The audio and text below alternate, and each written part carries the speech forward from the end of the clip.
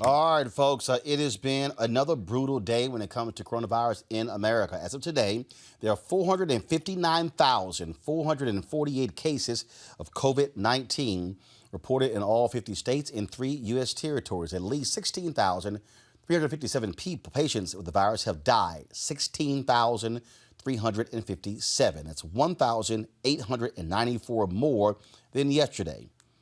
Nearly 25,000 patients have been recovering. In his daily briefing, New York Governor Andrew Cuomo was optimistic about the flattening of the curve in the Empire State.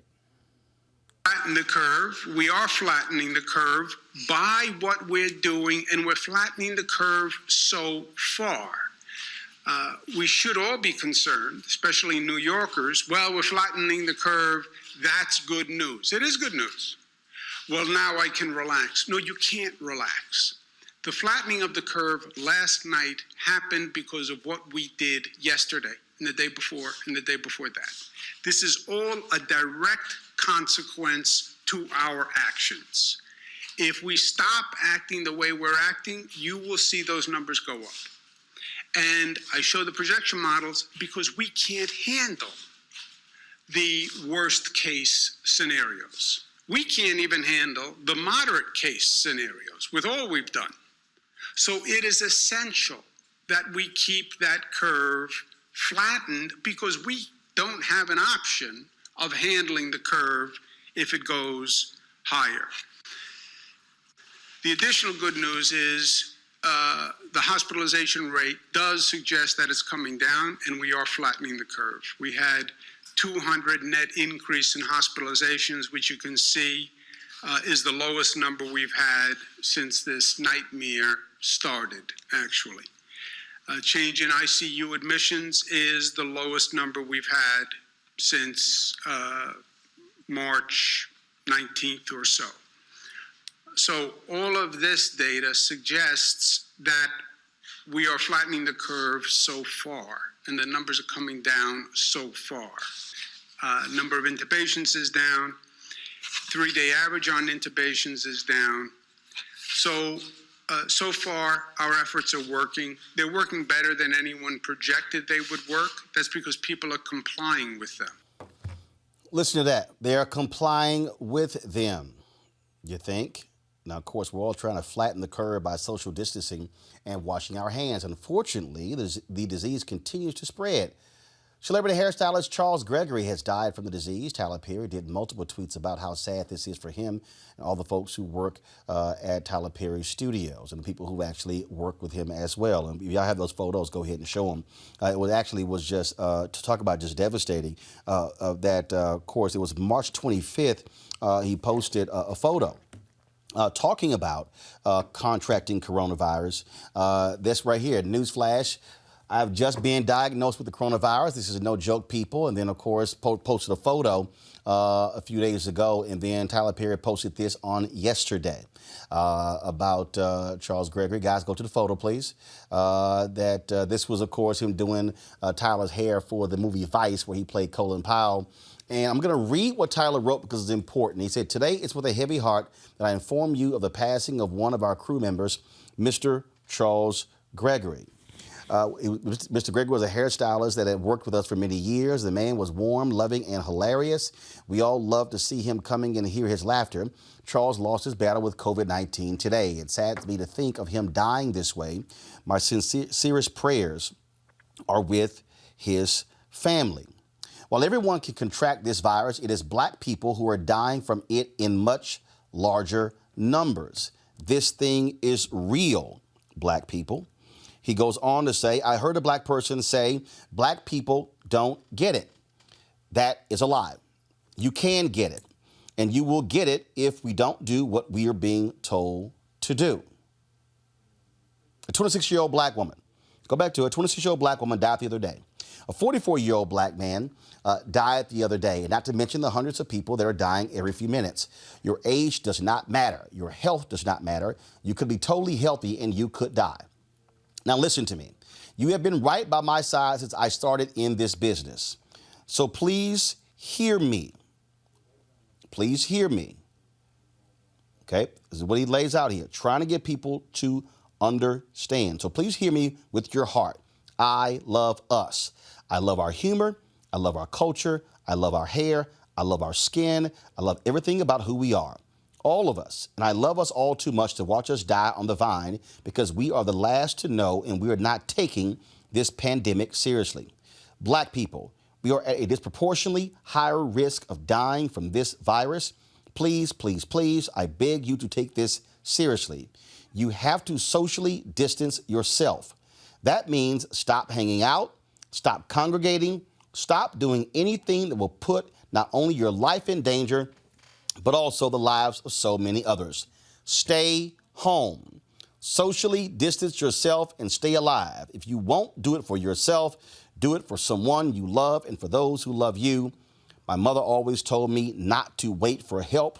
Be your own help. Of course, that's been liked by around 16,000 people, that particular post, and has been seen, actually has been liked by 256,000 times. And so listen to exactly what Tyler Perry said. Joining us right now, folks, is Dr. Valda Crowder, an emergency medicine physician who has treated COVID-19 patients. Dr. Crowder, welcome to Roland Martin Unfiltered. Hi, how are you? Doing great. First and foremost, give people a sense what this thing, what it looks like as you are treating people and dealing with them. Take us inside that emergency room. Inside the emergency department. So I would say about half of the patients that I am seeing in the emergency department, and I work in a rural area, so about half of the patients that I'm seeing are COVID-19 patients. Their symptoms are ranging anywhere from like a mild bronchitis. People also get a stomach flu, like a nausea, vomiting, diarrhea. There are some people that are just very nervous and may just have mild sort of sinusitis symptoms. And then you have those that are actually really sick and having difficulty breathing and need more intensive resuscitation measures. And what's crazy about this is that there are some people who are asymptomatic. There are others who are slightly ill and others who get gravely ill. Some it happens in 3 days. Other it takes 2 or 3 or 4 weeks. I mean, that's what's so crazy about this coronavirus, COVID-19. Yeah, so in Iceland, where they actually tested the largest majority of their population, the most per capita tests that were done, they found that 50% of the people that were COVID-19 positive were completely asymptomatic. One of the earliest signs of COVID-19 is a loss of your taste or smell. And then you have those that actually get extremely sick and short of breath. Yes. So with that, and knowing full well in terms of this broad range, isn't the fundamental problem still that right now, with all the touting about Trump and Mike Pence and all of them, that we still, frankly, have not tested enough people in this country? We have not tested enough people. We are, in fact, I brought this with me. This is the diagram of what is needed, like the decision diagram for testing. Whoa, hold up. Hold that up again. Just back up from the camera and hold it up again. Wow. Okay, what is that again?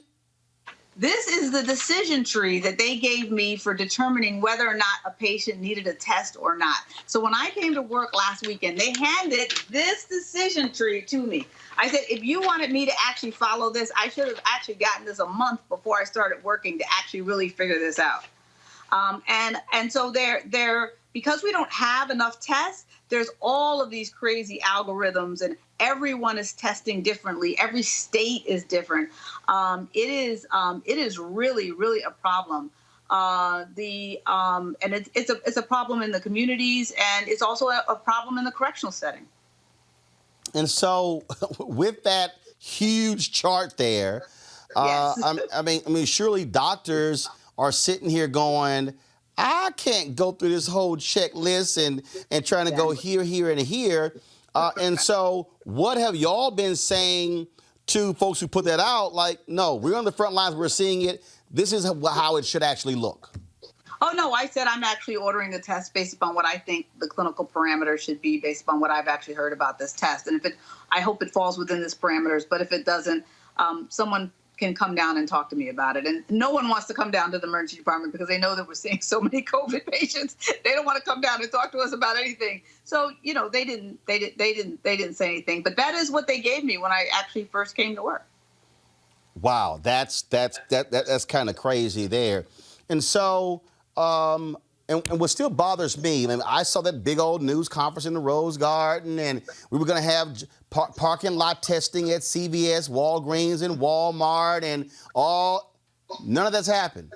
Yeah, none of that's happened. Yeah. So, but is also the problem? Is it also a problem not only with that, but do we have enough testing centers? Like, for instance, so let's say if we all of a sudden started testing, 1 million people a day, do we have enough places to actually process the test? And because I'm hearing reports, I got a test, but I found out 12 days later. And then I was reading the other day where they were saying that Abbott has these tests, but these systems, these rapid tests, but not even being used. Yeah, so we had a system to test that actually takes several days until the FDA approved a rapid test. So the FDA approved a rapid test last Friday. So for that rapid test, you actually have you have to have the testing kits and the proper equipment. So there is an FDA approved rapid test, but it hasn't been yet rolled out to everyone. So that is the issue with the testing. And you are to stay quarantined until you get the results of your test. So I think even when we come out with a rapid test, I'm not seeing the infrastructure that we need to rapidly test the people that actually need to be tested the most. Let me also ask you this.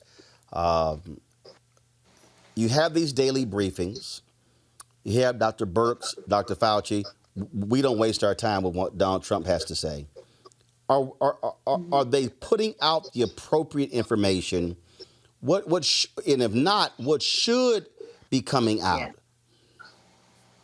So one is, I think what clearly needs to come out is that you can be asymptomatic and be COVID positive and give it to other people.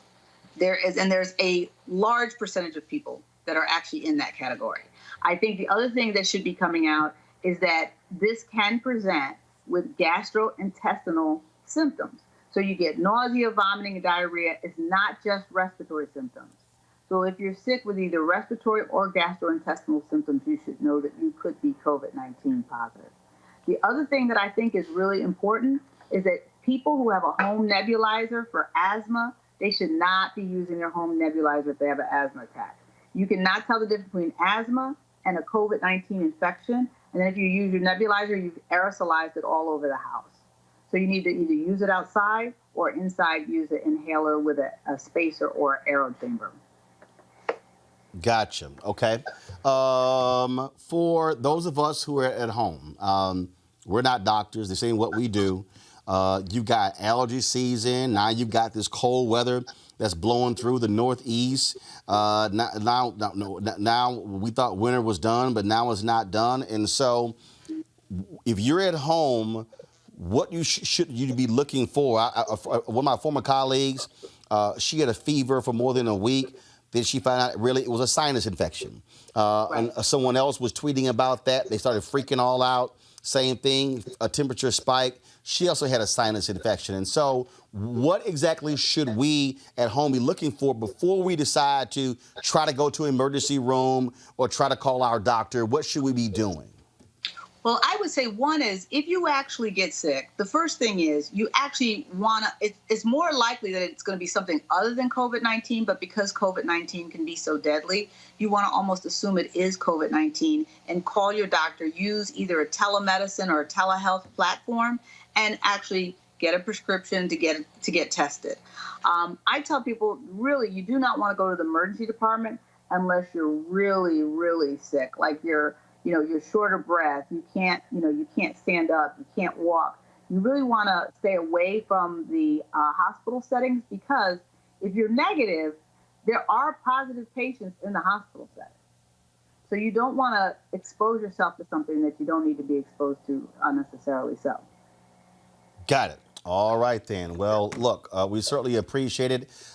Thank you for the advice. I know it's crazy out there, and unfortunately, folks like you are on the front lines in this war and just trying to keep up every day. Thank you. Dr. Valda Crowder, thanks so much. I certainly appreciate you joining us at Roland Martin Unfiltered. Folks, again, when we look at what's been going on, the numbers are staggering with the people who are being impacted, who are falling ill. And then, of course, when you look at this, frankly, just lack of leadership that's coming from the White House, it's just utterly insane with what is happening every single day. The craziness is coming from there. You would think when you talk about this coronavirus task force, they would be about giving the appropriate information. That ain't happening. Joining us right now on our panel is Dr. Greg Carr, is the chair, Department of Afro-American Studies, Howard University. Also, Erica Savage Wilson, host Savage Politics Podcast, and later we'll be joined by Reese Colbert, Black Women Views. Greg, I want to start with you. There's a story out where Mike Pence has decided he's not going to allow any public health officials from the White House to go on CNN until CNN carries full briefings that includes his comments and that of Donald Trump. You have Trump, who stands at the podium yesterday and talk about let's end the partisan politics, yet he stands there and he takes shots at Democrats, says sleepy Joe Biden. He touts people like Kevin McCarthy, saying, hope he's going to be Speaker of the House. I mean, it goes on and on and on. Now you have the Wall Street Journal, who put out an editorial today saying enough with these briefings. They are an absolute waste of time. And then they're actually, nothing is actually happening. And now interesting is the Wall Street Journal is owned by Rupert Murdoch. Wall Street Journal is a conservative newspaper. They're taking shots at Trump. And then, of course, he puts out a tweet, which is what he does.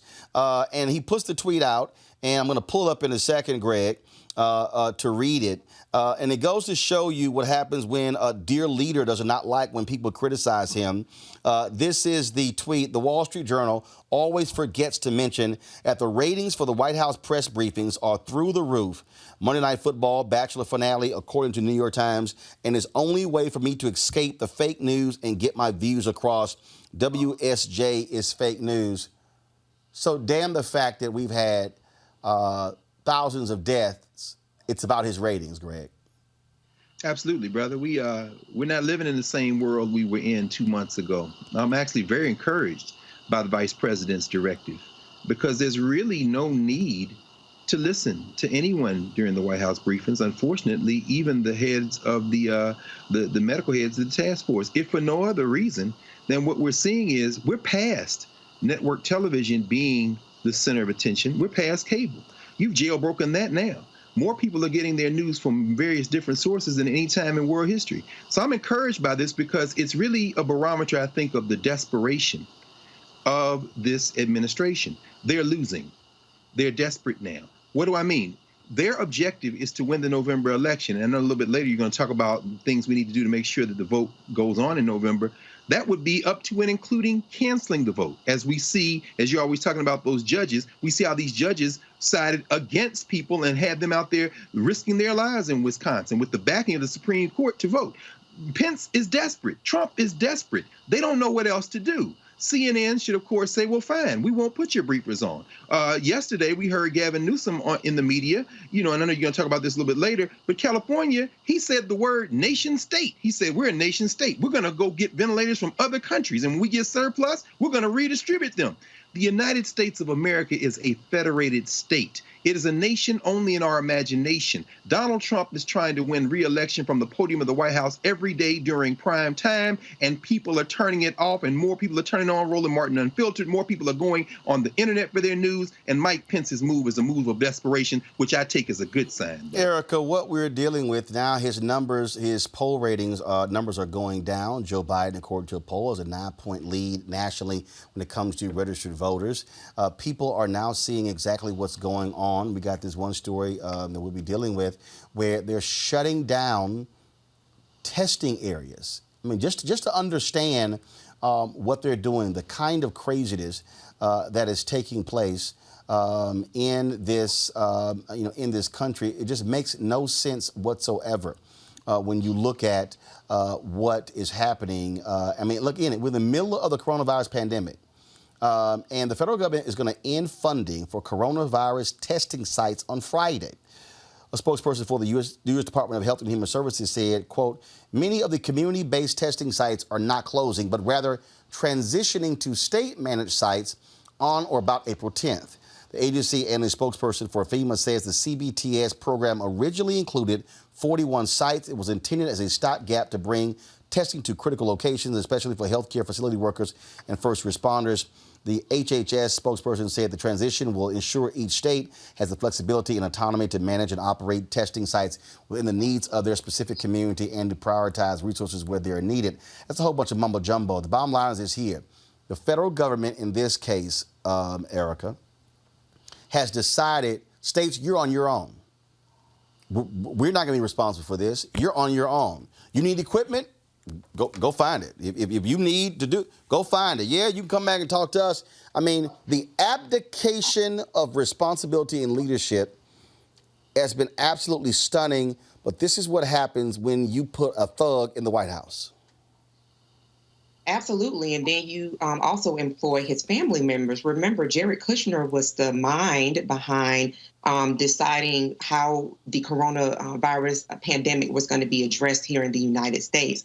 And so in the spirit of Passover and tomorrow being Good Friday, it came to mind and I went back and I studied it. John 10:10 talks about in the A clause, the enemy comes only to steal, kill, and destroy. This regime, this autocratic administration, this whole power grab, this is what Black, brown people, all of us with good common sense who understand the background of this nation were arguing against back in 2015. So all of the folks that sat out the vote, that listened to people that have large platforms that dictated what they should and should not do with their individual vote, for those individuals, especially the 53% that ushered in this whole regime, here we are. This is exactly what we were talking about. And so what Dr. Carr talked about and where people are drawn and getting their news, that is a positive sign, because what it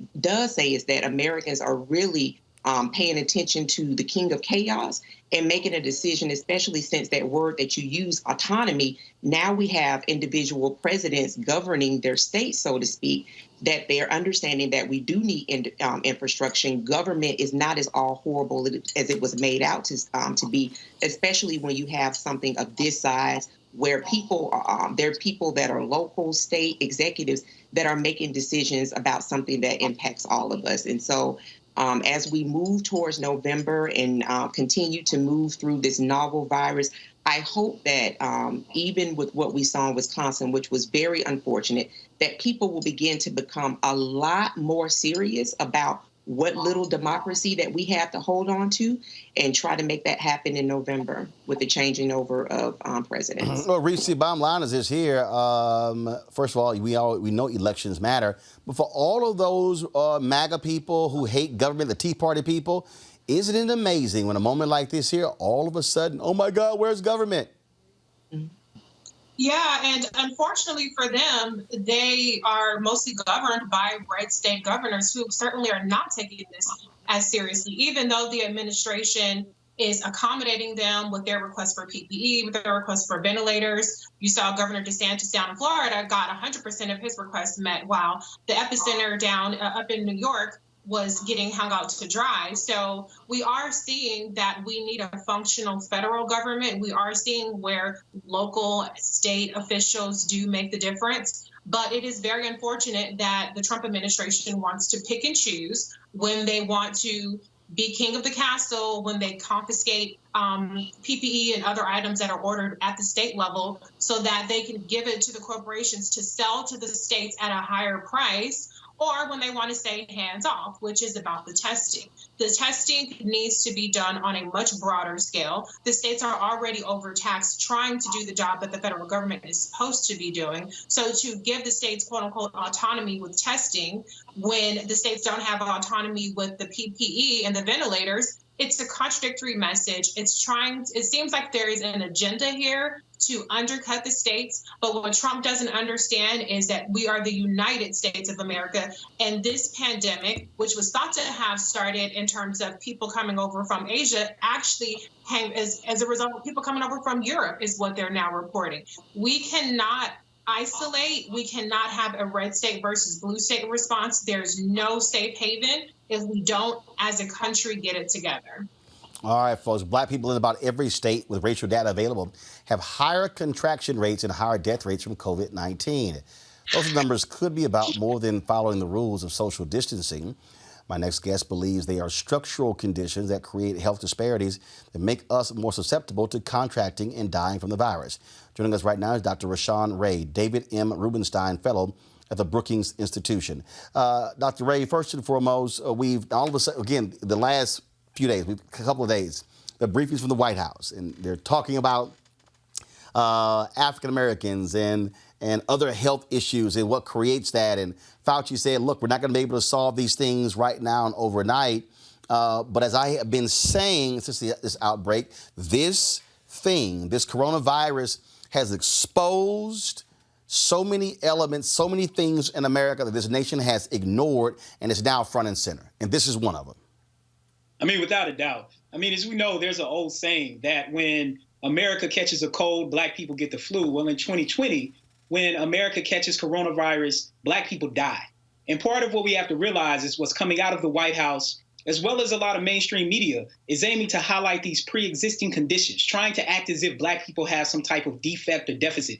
But instead, what I argue and what research overwhelmingly shows is that structural conditions actually manifest the underlying pre-existing conditions that we know to exist. Black people live in neighborhoods that are extremely unequal. They don't have healthy food options. They don't have green spaces. They don't have places to exercise. They don't have good lighting. They don't have places where they can get pharmacy prescriptions quickly. And then you couple that with the fact that black people are overrepresented when it comes to working these quote unquote new essential jobs. So black people represent about 20% of bus drivers, train drivers, grocery store workers, factory workers, and the like. And then, of course, we have to add on the climate issue and the fact that we live in areas with very high levels of lead, very high levels of pollutants, and then we deal with overcriminalization and policing. So until we deal with these structural conditions and the fact that we are dealing with a place issue, not necessarily just a race issue, what we need to do is actually to put triage places, testing places, treatment facilities in predominantly black neighborhoods. And I think that black churches can be a place that can really build on some of President Obama's legacy with some of these promise zones to build health equity zones in these particular facilities and in these neighborhoods to do something about what we're seeing. Well, not only that, you have to deal with that because that impacts so many other different things. It impacts our health system. It impacts us economically. The reality is if you are able to improve the life conditions and the life expectancy of African Americans, now that changes outcomes in our neighborhoods. It changes. You're not going to see black men dying much earlier than black women. You're not going to see both dying earlier than white Americans as well. And so it's actually in the nation's best interest to really begin to deal with these things. But Dr. Ray, the problem is this here. America likes to look at something and say, okay, let's not even fix this. Let's touch upon this, but we're going to ignore the other 3 or 4 or 5 different things actually contributes to that. So you can focus on one thing, but if you don't deal with the other issues here, that ain't changing.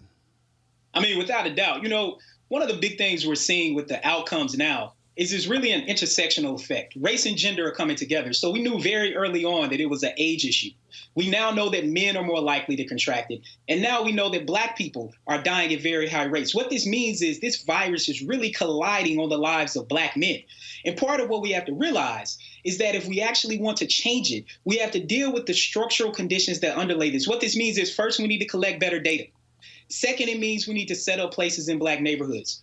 Third, it means that we actually need to give people hazard pay. We actually need to give people a living wage. These sort of things will reduce the exposure that Black people are under. And in the states that I've analyzed, Black people are about 74% more likely to die from coronavirus than their percentage in the state. I mean, you look at Louisiana, it's over 70%, Chicago, over 70%, Milwaukee County, over 70%. This hasn't even hit the Deep South yet. So to your point, we can't put a Band-Aid on something that's a huge scar. Part of the American legacy is that racism is baked into the recipe of our country. And if we're actually going to deal with that, we need to change the recipe. This is an opportunity for the United States of America to correct this. But I think similar to what we've seen after the Civil War with the end of slavery, similar to the GI Bill after World War II, this will be another time where we won't see America properly deal with race in the way that they actually should. Questions from our panel. First off, Erica, you got a question for Dr. Ray?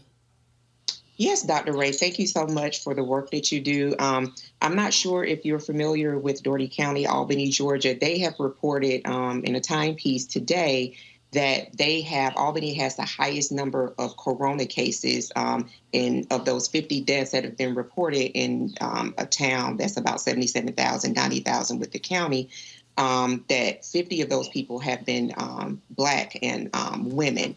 So what do you see happening when you talk about the Deep South in the rural communities, especially in states like Georgia? People normally think about Atlanta, but when you start going down south into the agricultural rural areas, what are you seeing in ways that are really promising for places that are really understaffed, have a lot of people that live outside of the area that really depend on services like hospitals, things of that nature? What are you seeing in ways that do say, okay, things are happening well to help address coronavirus and make people more aware in perhaps areas where information doesn't flow as well? Or are you seeing things that are exponentially more problematic happen in those areas? Yeah, that's a great question. I mean, I think unfortunately right now, things are potentially going to get bad in the Deep South. I grew up in Atlanta. I'm from Tennessee. I think about these areas all the time. And there are a couple of things that you highlighted that are important. First, most counties in the Deep South do not have one hospital bed in those counties. Not one hospital bed. And in this regard, we're just not talking about, rural people. We're talking about rural white people, rural Black people, in the Deep South, Mississippi, Alabama, Georgia, and the like. The second thing, when we were talking about these essential workers are more likely to also be women in certain professions, whether it be housekeeping, whether it be certain types of cashier and sort of service jobs. Black women are overexposed there. So essentially what we're doing is we are sending Black women to work, to get sick, to bring that sickness home to their communities because we know they're more likely to do the housework and the caregiving at home. I think what needs to happen is right now we need governors, we need mayors, we need county executives to take swift action to get CVS and Walgreens and other companies to set up mobile units in rural communities so that we can start getting people tested now before we have several New Orleans and several Louisianas. As we know, after Mardi Gras, most people who live in New Orleans, they work in the service industry and look forward to Mardi Gras. Well, of course, they did a shutdown after that, exposed all these people, particularly Black people in those areas. We're going to start to see that same thing throughout the Deep South in Arkansas and other places. Mayors like Frank Scott of Little Rock has been doing an excellent job. I mean, one policy he put in place as kids are being homeschooled is that he actually put a quarantine during the day. It was a great type of policy decision where he said from like 9 a.m. to 2 p.m. you actually have to be in the house doing your work. We need those type of progressive policies if we're going to actually get out of this and make sure that Black people don't continue to die from COVID-19. Reese, your question for Dr. Ray. Hi, Dr. Ray. One of the things that Senator Kamala Harris worked on before this pandemic was racial bias as it relates to the Black maternal health crisis. We know that part of who determines who gets testing is you have risk factors, and you also have judgments that are made based on the severity of the symptoms. We know based on racial biases in the system that oftentimes Black people aren't taken as seriously in terms of the severity of their symptoms. What can be done in terms of reevaluating the risk scoring or raising awareness to physicians or making it such that the limited testing that is available does take into account the race issues, the preconditions that Black people have, so that Black people can get the testing, so that they can get admitted, so that they do survive. And so that, part of the issue too is at some point there might be rationing, where there are certain factors that will determine who gets care or not. Want to make sure that Black people don't get rationed out of healthcare because people feel like, well, they have all these risk factors, they're not a good candidate for surviving coronavirus. You just made an excellent point. The maternal mortality rate, the gap between Black mothers having babies and white mothers having babies, is one of the most unfortunate and sad statistics in American history. You have women like Serena Williams and Beyonce going to have babies, almost dying, because there are a couple things that happen that research shows. First thing is, as you noted, Black patients are oftentimes spoken to instead of having a conversation with them. The second thing that actually happens is there is an empathy gap. There's a fascinating study that asks people on a scale from 1 to 10, what is your pain? Say a Black person and a white person says an 8. Research showed repeatedly that healthcare providers will give Black people less pain medication. And I kind of think about that in the context of my wife having our boys, and the fact that people might not necessarily be giving Black women pain medication. So part of what that means, particularly as we think about the fact that Black people only represent 4% of all physicians in the United States. That number hasn't changed in like 100 years. So when we look at the healthcare system, what we need is a complete overhaul. We need to continue to do implicit bias trainings with healthcare providers. Healthcare providers have some very, very warped stereotypes about our bodies. They don't think our blood coagulates the way that it does with white people. They think our skin is thicker like animals. I mean, a host of things that lead to some of the outcomes we see. And as it relates to COVID-19, there's one really, really big thing that's important.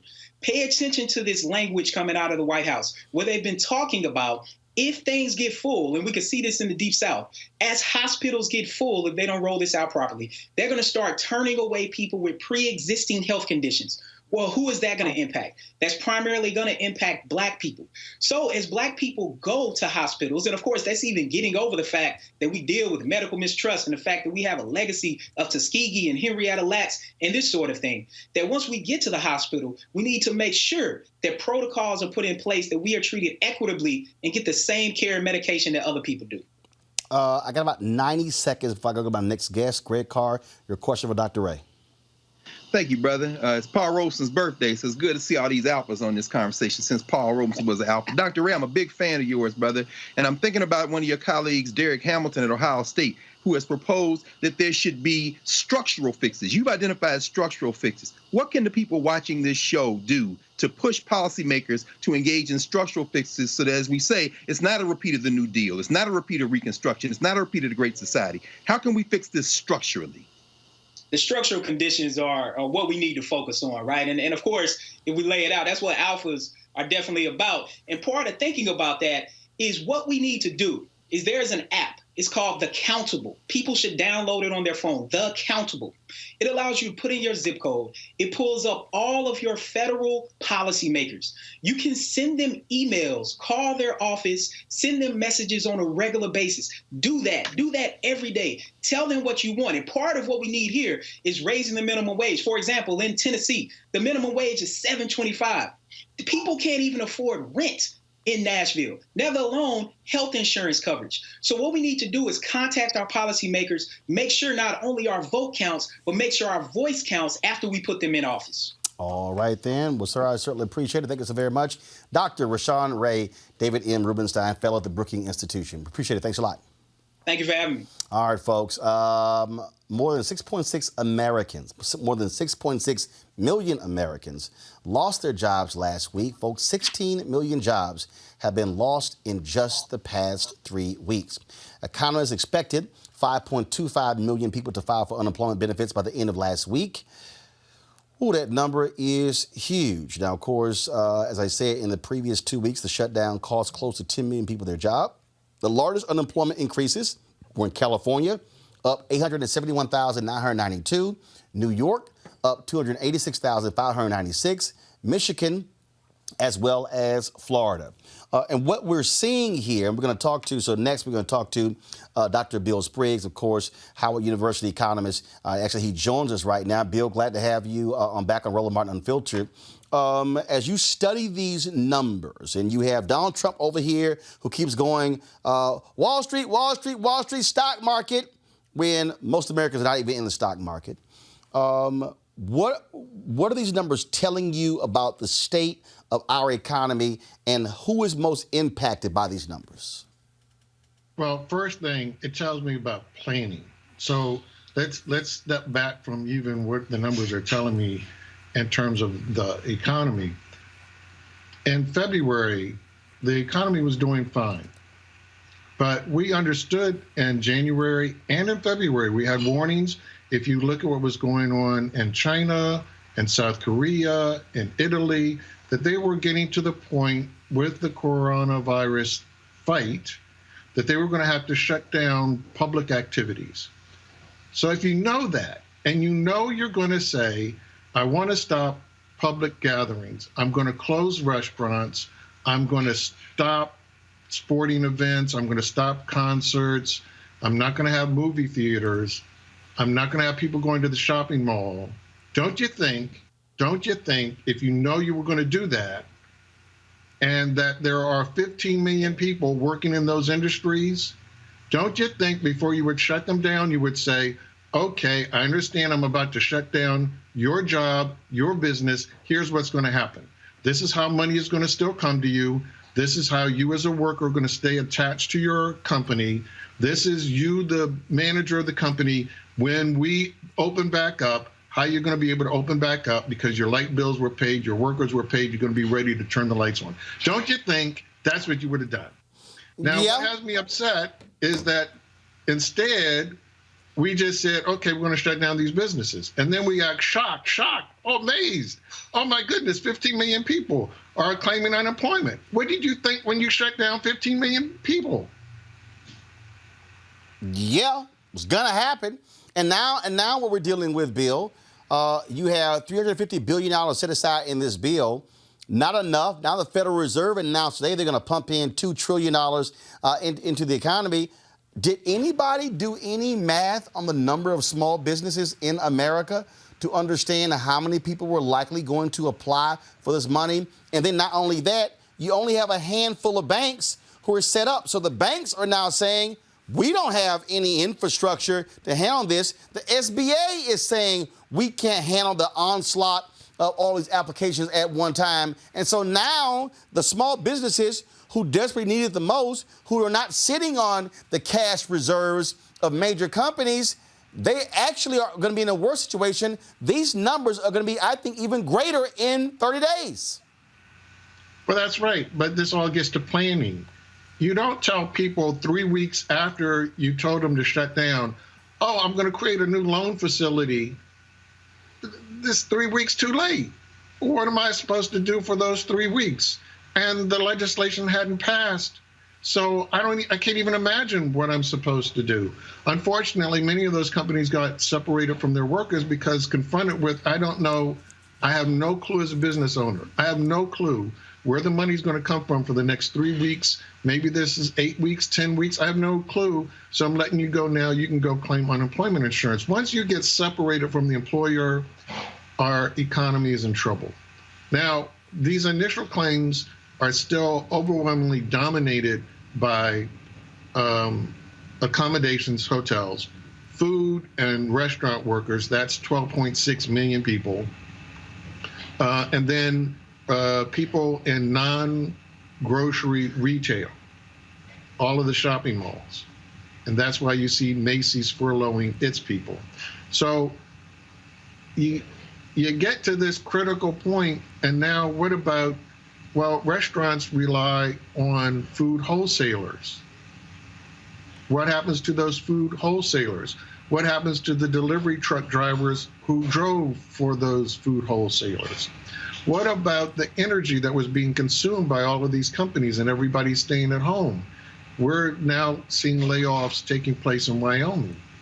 So these are industries which were predominantly low wage. These were the lowest wage industries in the United States, predominantly female, predominantly women of color.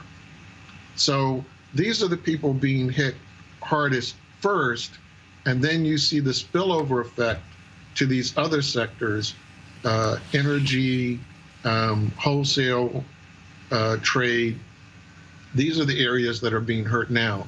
So going forward, fortunately, in the numbers that just came out, the number of new claims, as big as they were over 6 million, are easing back from those first 2 weeks where we got the first wave of people applying. The problem with the small business loan was it wasn't targeted to the businesses that were being asked to shut down. Every small business was eligible. Right, including... No, there wasn't enough money, because if every small business can have access, then every small business is going to line up. And the ones that are the most sophisticated and have the strongest ties to their banks, they're the ones who jump line, and they're the ones that the banks like to deal with anyway, but they weren't the ones necessarily in trouble. Right, and I mean, for a perfect example, we've reached out to, I've heard from different people. One of the issues that they're facing is that if you don't have a pre-existing relationship, meaning if you don't have loans from that bank, frankly, they're not talking to you. They're also going after those much larger businesses, and so you might have a checking account at that bank, but if you don't have a loan relationship, frankly, you're on a lower pecking order. And so there are small businesses, frankly, that don't have loans. They're cash businesses as well. So they're writing checks on their personal account. It's a whole different relationship than somebody out there who has 300 employees, who's called small. Take barbershops and beauty parlors, right? Many of them are cash businesses, so they may not have had loans from the bank. Man, I'm telling you, it is it's a tough situation here. And again, when you have understaffed federal agencies, when you have idiots at the top who only care about big business, this is one of the fundamental problems that we're dealing with. Bill Spriggs, surely appreciate it, man. Thanks a lot. Thanks for having me on. All right, thank you very much. Folks, I talked about what Congress can do. They're looking at having a new bill to infuse more money into it. Joining us right now is Congresswoman Joyce Beatty from Ohio. Congresswoman Beatty, how you doing? I'm doing well. Thank you, Roland, and thanks for all you're doing during this critical time that we have. Well, I appreciate it. You certainly have been living on conference calls, most members of Congress, for the past few weeks because of this. Give our folks who are watching and listening an understanding of where Congress is at $350 billion that was in that last bill for small businesses. It's expected to run out. Now Congress is saying we got to look at something else. And so where do we stand with that? Well, we definitely have to look at something else, because when we put the $349 billion in there and you look at the categories, when you start talking about 500 and less, you're not talking about black businesses and small businesses as you and I would know it. I'm a small business owner, so is my husband. 500 employees for us, it's not even thinkable. So when you think about those barbershops and those people who own beauty salons and the people that do all kinds of things in our communities, the money will run out before it gets to them. And when we think about those who are independent contractors and those 1099 workers, they were not thought of early enough. There wasn't enough dollars. So right now, we're going back to the drawing board. And this isn't even a CARES Act 2 or a Stimulus 4. This is something that's got to fill the gap from when the guidance were written. We have people that we made promises to that the monies would immediately get into your bank account. We know when you're a small business owner, you don't have 15 days, let alone 30 days, that you can go without dollars coming into your business when you've been shut down because of this COVID-19 pandemic. So right now we're saying we need to put more money, not only more money, into this new piece of legislation, but we need to carve out something that's for real small businesses. We need to make sure that there's not only dollars for the unemployed, for unemployment, but there is a process. We allocated the money, and when it got back to states across the United States, they weren't equipped to handle. I think today we're up to something like 16.6 million people who have filed for unemployment. We had in a few days 6.6 million applying for unemployment. The people here in my district, they couldn't handle it. They weren't ready. They weren't equipped to be able to process that many people. And it's the same thing with the bank loans. There are small businesses, and we're supposed to be releasing the application for those independent contractors, those 1099, next Monday.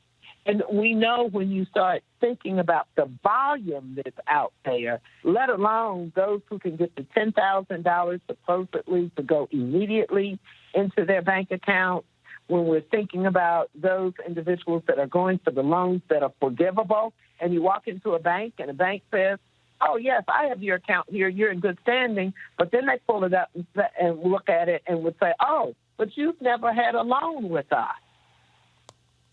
It's not working. So we have to not only put more money in it, and thank goodness for the Congressional Black Caucus, who has been out in the forefront raising our voices during this time. And we have certainly been sounding the alarm that we are in a different kind of sense of emergency, because Black folks been in the emergency all along.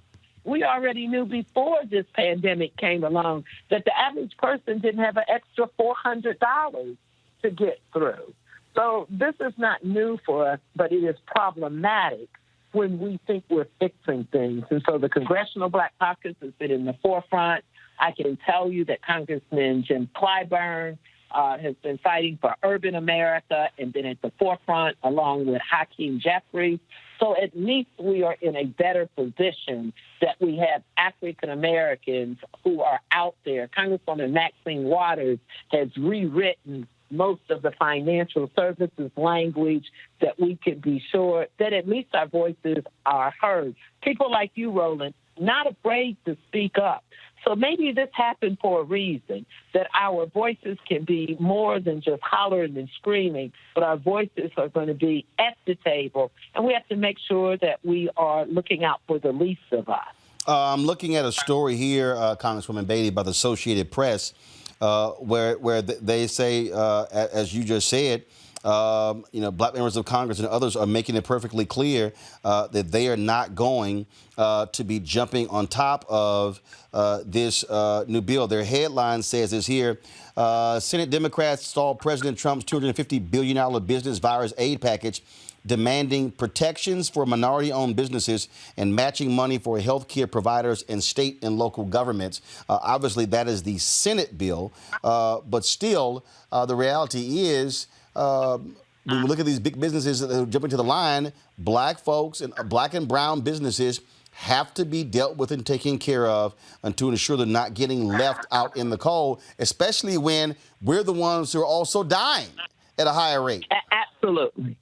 Let me just add one thing to that. We're also now calling, we know that there are disparities. It didn't take this pandemic for us to know that, but we are now mandating that we have to have the racial breakdown, because when you look at communities and cities across the United States, and we might make up 30% of the population, and then we have 80% of the people contracting the virus and dying of it, there's a problem with that. So the new bill that's coming out is definitely asking for more money to go to small businesses to be defined as independent contractors, 1099.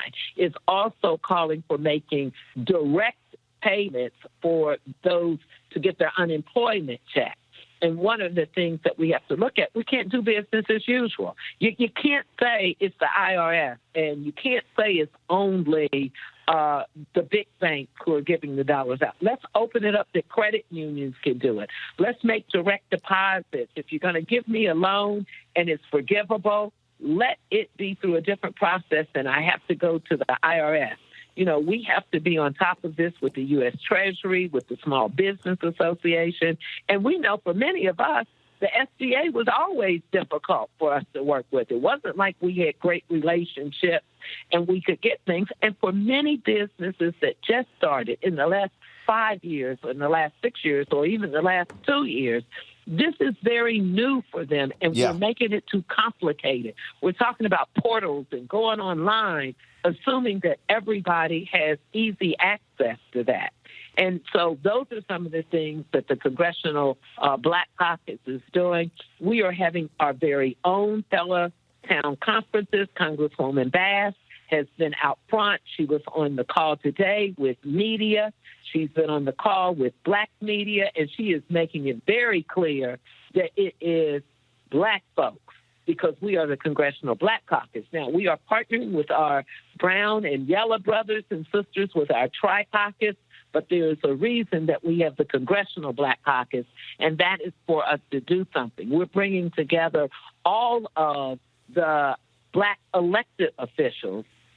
We're just coming off of our African American Summit, which was amazing. I can tell you here in Ohio, Congresswoman Marsha Fudge and I and our House Democratic leader, Amelia Sykes, on Monday, we're having a teletown hall calling on African Americans in the state of Ohio to get on board and to get with it, because it's going to take all of us. I got some questions for my panelists. I'm going to start first with Reese Colbert. Reese? Hi, I'm Congressman Betty. I applaud the great work that the CBC is doing. What about the way that people kind of get around what's classified as minority-owned business and things like that? Is there going to be any kind of more strict type of restrictions on that so that people don't get to, benefit for something that truly is intended to go towards people of color and specifically Black people? Well, I think one of the things that we're going to have to be careful is when we use the language and we define it as small and minority business, which would include African-American businesses. That's step one. We have to break it out from the mega businesses and the mega companies and make sure that we at least put it in that playing field. And then we're going to have people like you and me and Roland and everyone else getting the information also to Black businesses, because so often it's the lack of opportunity, but it's also the lack of information. That if we're still struggling with the language, think of those individuals who are just starting their business. So I think that's where we're starting with putting the money in. We're starting with a different definition of what makes you a small business. We're also opening up a window of opportunity for 1099 and independent contractors to be in the first allocation. So at least that puts us in the room that we can be in that first allocation process. And then it's going to take all of our not-for-profits. We met with our civil rights leaders. We had a long conversation with the national president of the Urban League. We're looking at the NAACP, Action Network. Black media can play a huge role, and we know that's another problem, because every time we get a Roland Martin and he expresses himself, the next time we know, they're fewer in number. So if we don't band together now and realize this is not new, but it's going to take all of us to get to where you want us to be. Because, the federal government is not going to say this is only for Black folks. But what we have to be able to do is say, let's make it for the real moms and pops and the businesses that we represent. And then we have to bring those funding levels and those applications. And we have to take the banks. We have to take the banks. We have to get on them, because they're putting a lot of blockage in there. We know we don't have the relationship as our majority folks do. So we have to hold them accountable. Greg Carr, your question for Congresswoman Beatty. Thank you, Congresswoman Beatty. This has been invaluable, and thank you for the continued work. We know this is uncharted territory. This virus doesn't respect color, but we seem to be taking the brunt of it, as we would expect in this society. On the Senate side, certainly they're going to fight this just like they want to fight expanding access to the ballot. You mentioned the banks. Are there strong lobbying interests, specific ones that you see being a problem on the Senate side, since you probably should be able to get this through on the House side?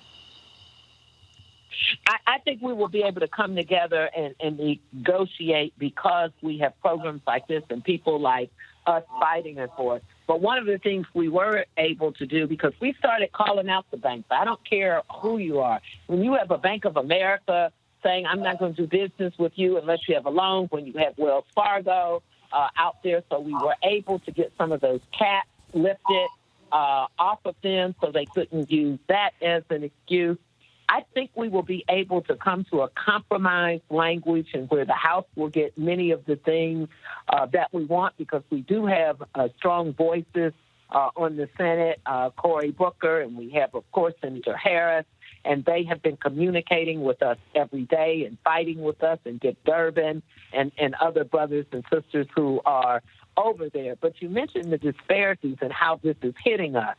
We are all consumed, and rightly so, with small businesses, but we have to keep us alive. We have to make sure that Black folks are adhering to the guidelines and what we're supposed to do about protecting ourselves.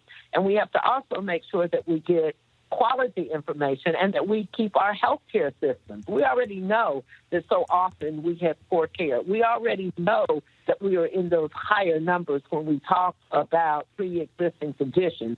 And we have to stop using language like underlying conditions. We got to call it out. Black folks have asthma, and we're diabetic, and we take insulin, and we have to bring it home so you know that if you're on chemo or treatment for cancer, or if you're insulin dependent, then you can't be saying, I'm running over here to the store to get a gallon of milk.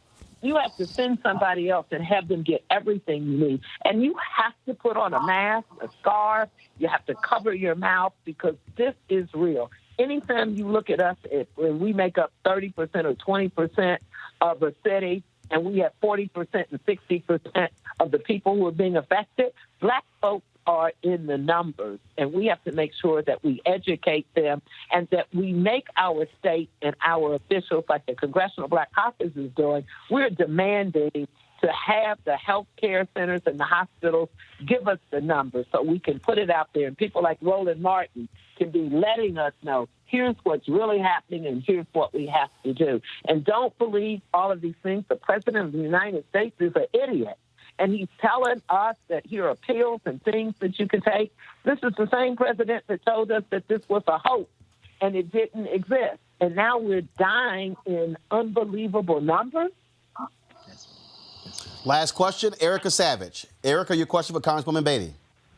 Thanks, Roland. Yes, thank you, Congresswoman Beatty. My quick question to you is, with the $250 million additional funds that this regime leader requested, but he has also been non-compliant and stated he would be non-compliant with oversight. My question is for the public. What are some things that we could do as just parts of organizations to help ensure that, put pressure to ensure that there is oversight over these funds that are directed towards helping small businesses? I think it's one word: you vote. You vote and you vote, and it makes a difference, because here's a president clearly who does not value or respect the Constitution. Here's a president who oversteps what his real authority is because he's just using words. He has no authority to sign a bill, and then the bill is in law, and for him to say that he is not going to adhere to having the Inspector General, to having the panel, to having the oversight. The good news is Speaker Pelosi continues to plow ahead, and she has been able to appoint someone that's going to be over that oversight. It's Congressman Jim Clyburn. There will be a panel of people. There will be members who will be making sure that we are trying to keep that in the forefront. We just need people to come out and use their voice, and to use it by voting. If you get these folks out, this idiot out of office as our president, and I guess I'm just so emotional about this that I find myself not being able to be respectful to him as a president, because he has not put himself in a respectable position to deserve it. So I think we have to vote. We are so close. There's still time for us to come together and make sure that we elect someone that will be a president of the people and that will respect us certainly more than he is and has been as Black people and as women and as other minorities. Absolutely. Congresswoman Joyce Beatty of Ohio, we appreciate it. Thanks a lot. Thank you. All right, keep fighting. Thank you very much. Folks in Washington, D.C., at a news conference this morning, Mayor Muriel Bowser asked shoppers to help keep grocery store workers safe. She wants them to limit their grocery store trips, shop quickly, and use a self-checkout lane when possible. Bowser issued an order yesterday requiring that all grocery stores comply with new social distancing guidelines. In D.C., all grocery stores and convenience stores must limit the number of shoppers, create one-way aisles where possible, and cease the use of buffets. Outdoor markets are no longer essential businesses. All farmers markets that wish to operate must obtain a waiver from the city. You know, that's actually kind of important, and we certainly appreciate that. All right, folks, let's talk about what is happening in St. Louis. Man, when we start looking at these numbers, and we've been talking about this for a very long time, how Black people are being impacted. This has been happening all across the country. Nearby state, the next neighbor of Missouri, Illinois, where Chicago Mayor Lori Lightfoot sounded the alarm about the disparities. People are contracting and dying from coronavirus in the Windy City. Numbers take your breath away. They really do. This is a call to action moment for all of us. When we talk about equity and inclusion, they're not just nice notions. They are an imperative that we must embrace as a city. And we see this even more urgently when we look at these numbers and this disparity. It's unacceptable. No one should think that this is okay. While we have sufficient data to see that these trends are alarming, as Dr. already noted, healthcare providers are still not providing total demographic information that is needed for us to have a complete picture of the impact. That must change. This is not negotiable. We must understand the magnitude of the impact of this virus on all of our communities, and it is up to the healthcare providers who are on the front lines not to skip over the boxes that provide us with the demographic information that's essential for us to understand the impact on Black and brown communities. You must do this, and we will order it to happen. As I said, in St. Louis, that same alarm is being sounded. All of the people who have died there have been African-American. That's 12 people. Joining us right now is Dr. Frederick Echols, Director of the City of St. Louis Department of Health. Dr. Echols, welcome to Roland Martin Unfiltered. Thank you. We have been talking about this. We had the coroner from Albany, Georgia on this show. We've had folks from Mississippi, from Louisiana, from Alabama. We've had people from so many other states. And so what is happening there in St. Louis for all 12 to be African-American? What are their age ranges? Were there underlying conditions? Just give us some details to understand what's happening there. Yeah, so we're looking at the data really closely here in St. Louis. For the individuals that have died due to complications associated with COVID-19 infection, the age range has been from the 30s to the upper 80s. And so the age is a wide spectrum of ages that are covered in that group. But the issue is that African-American communities across the nation, not just in the city of St. Louis, are disadvantaged because of the health inequities and health disparities that existed prior to COVID-19. And so when we look at the data, this isn't anything new. We see this day in and day out, year after year. But unfortunately, communities have chosen to ignore it when it's convenient for them. And so for the City of St. Louis Department of Health, we are adamant that this is no longer acceptable and serious actions have to be taken to address these issues. And so you talk about that range, 30s all the way up to 80s, and we're seeing this. I mean, do you think it's going to force people to confront, we keep saying, these underlying issues because this situation exacerbates it? And frankly, I think, look, we've always known if you Black, we talk about it. I've covered these issues for years, but it's like all of a sudden these white folks, oh my God, what? We didn't even realize these things were happening. That's right. So our communities have essentially become desensitized to the fact that these inequities exist. And so it's up to healthcare providers, public health agencies across this nation to really stand up and be advocates for our communities so that they're empowered to actually live healthier lives and have equitable access to quality healthcare services.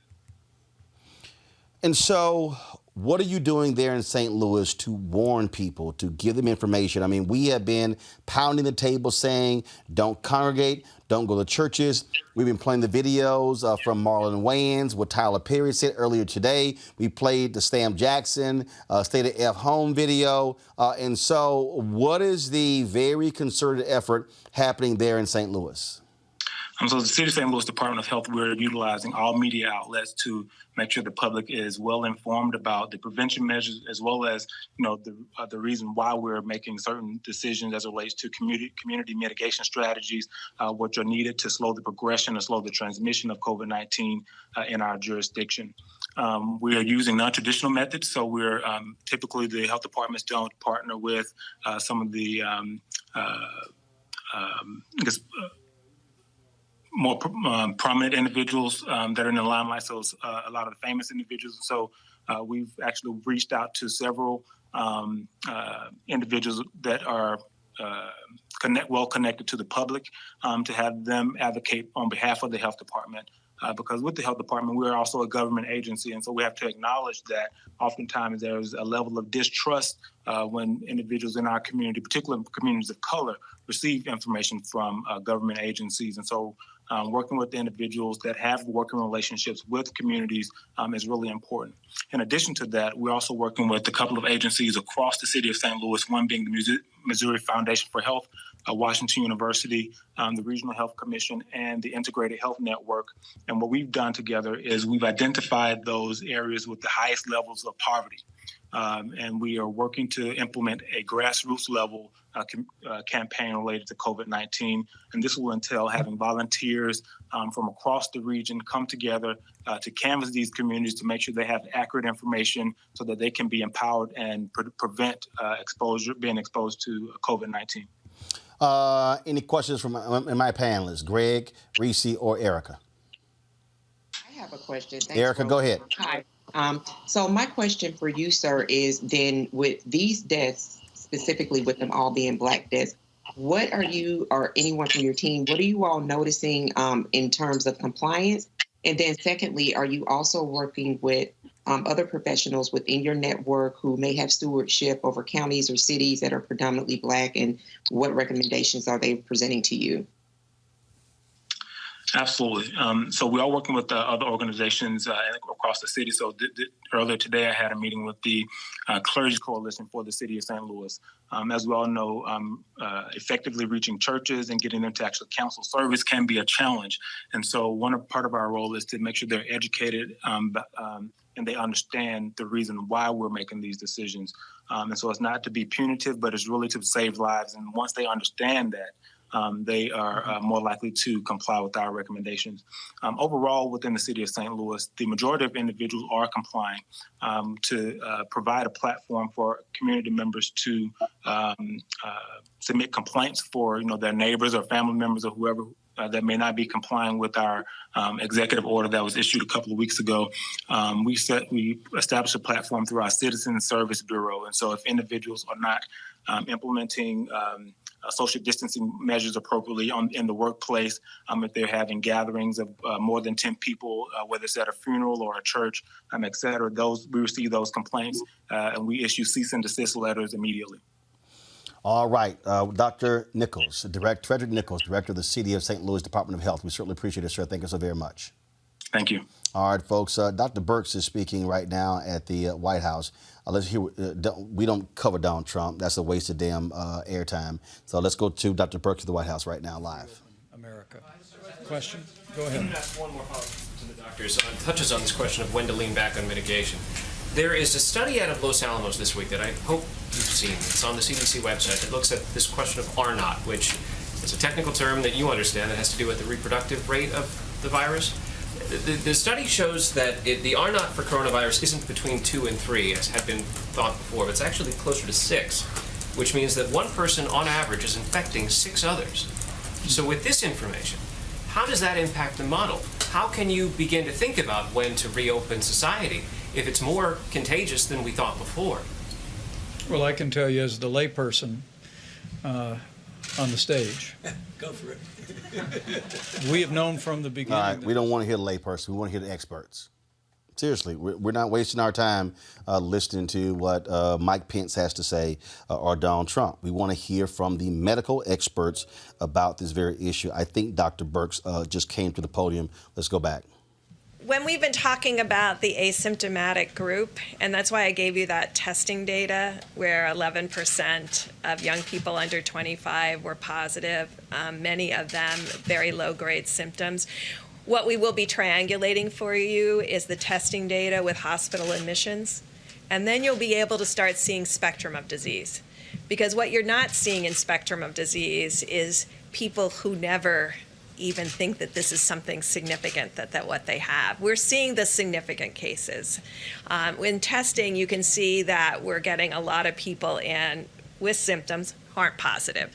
And so really finding out what is the R naught. Is it 6? Is it 5? And the only way to do that at this point right now is to get the antibody tests out there and go into these places that had significant disease. When we talk about attack rates of 7 per 1,000 like New York and 5 per 1,000 in New Jersey, and test the healthcare workers, the first responders, all of the nursing homes for antibody, and really get to your question. Because right now it's still theoretic. We understand they're modeling this, and we will get the data to actually look at that. You will see what others have been presenting. So you presented the 6. What others are presenting, importantly, is they're modeling what's happening with mitigation, and they're publishing that the R naught with mitigation is approaching like 1.3 and 1.5. So that, think of what that is. If it was 6, and then with mitigation, we have it into the 1s. That really shows the power of the American people. No one has varied R naughts like that without a vaccine. But this is what's happening with really the power of the American people. Tony? Yeah. Ditto to everything that Dr. Birx said, but I couldn't help but thinking when you talk about, you know what the worst enemy of an R naught is?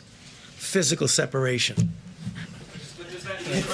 How about one more? But do we have one more. Go right ahead. Testing capacity in the country right now to reopen in the foreseeable future? I mean, because the president talked about 2 million tests.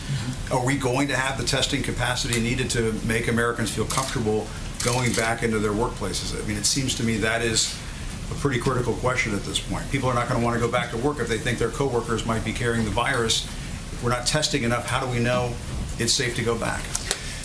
Well, I think the American people see the incredible progress that's been made after President Trump brought in the largest commercial labs. No, we ain't trying to hear all that spin. Bottom line is, as you heard from the doctor earlier, Dr. Valda, we're not doing enough testing. That's what we're doing. It's also impacting us in a huge way in our prisons. I'm about to show you guys this video. We were talking with Van Jones and his people, and they made this video available to us. This is a video that was shot inside of a prison. I believe the prison was in Ohio. And this brother certainly is risking a lot by shooting this video, showing his face. But if you want to see what the situation really is like inside of these prisons, wait until you see this video. First of all, the total video is about 17 minutes. This is only about 3 minutes and 27, about 3 minutes and 22 seconds. And so, Anthony, go to my iPad, folks. Watch this. What? You feel me? He can't even breathe. I'm about to show y'all. Hey, I'm about to pull your cover up, Don. Show these motherfuckers. This motherfucker literally in this bitch dying, bro. I don't know what to do. I don't know what to do, bro. This shit serious as fuck, man. You know? Y'all gotta hit CNN. I don't give a fuck. You know, I ain't trying to die in this bitch. You feel me? I got a little under a year left. These niggas in here dying left and right. Right now, I'm clean. You feel me?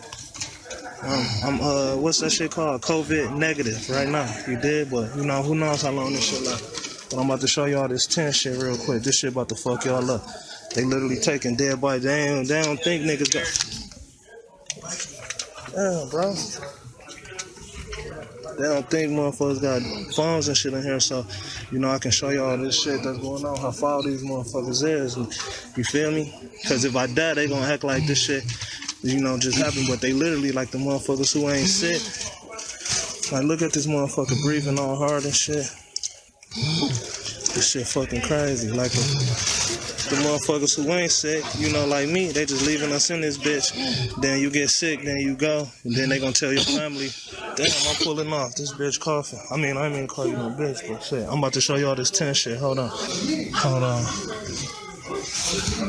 There's a big tent y'all see on the basketball court, that tent right there.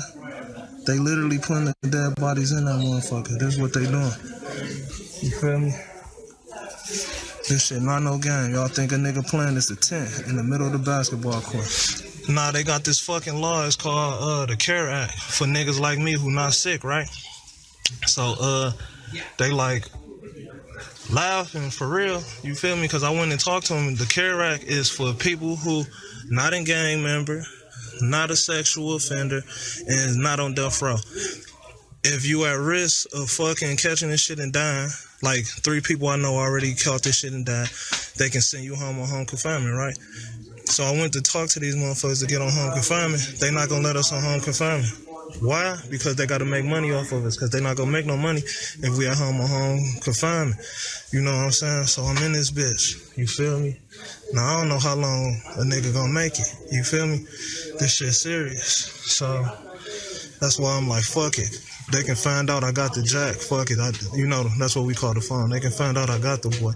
I don't even give a fuck no more, because the niggas dying. So the nurse came in this bitch today. I talked to this motherfucker. This bitch tell me, motherfucking be prepared, you know, half the unit about to die in this bitch. Like, he literally told me that. They put the tent up, everything. That's where they stacking dead bodies at. This shit is not a game. I ain't on no game, plan, shit, none of this shit. Like, you can see my face. I'm dead ass serious. You know, I got less than a year left. I don't want to die in this bitch. You feel me? I don't mean to cuss or nothing. So, like, whatever y'all motherfuckers got to do it.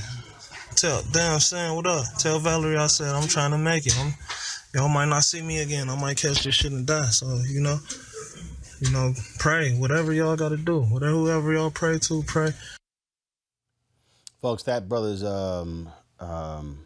name, Aaron Deshaun Campbell. The people at Cut 50 got access to that video. It's about a 17-minute video. We didn't show the full 17 minutes.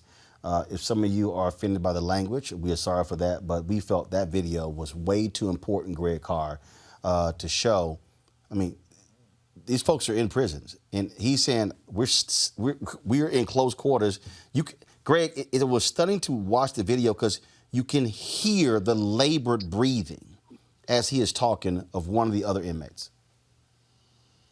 Brother, I'm sitting here stunned and not stunned. Slavery, the gift that keeps on giving. This is where we have always been, in this God-forsaken country. That right there, the man said it, and please forgive me for repeating it verbatim, but I'm going to say it. He said, what y'all going to do? Y'all motherfuckers need to do something.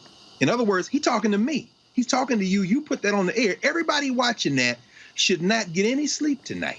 Those young brothers and sisters, and you reported on this, Cook County has the largest number of people sick anywhere in one place. Our people are dying. Meanwhile, these devils are worried about interrupting women's reproductive health care in Texas. And that's what I wanted to ask the brother out of St. Louis. Is the Missouri legislature going to try to sneak and say you can't terminate a pregnancy now? In other words, they are white supremacists, and they're going to put these young brothers and sisters to death before they will give this up. Some of this death got to be made equitable. In other words, if everybody can catch the virus, then everybody need to catch the damn virus. Because if we're not going to do anything about that, I don't really see any purpose for us continuing to have this conversation. Reese. Yeah, that video is so beyond disturbing.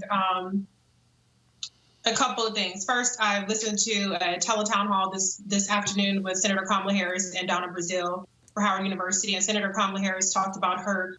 She had a conversation today with the Deputy Attorney General about this very issue. She's been advocating very strongly about this. Like the gentleman said in the video, he has less than a year. That's for the First Step Act, you know, and the discretion that the Department of Justice at the Bureau of Prisons, which the Democrats, to their credit, are trying to force this issue on, should be taking that into account.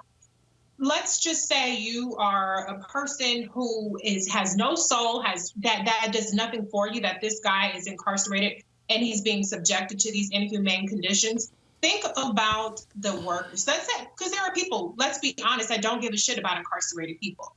The same thing is happening with immigrant detainees. They don't give a shit about people who they want to refer to as illegal aliens. But even if you don't give a shit about those people, there are people that work in these facilities that still go back to your communities, okay? And so they are not exempt from it.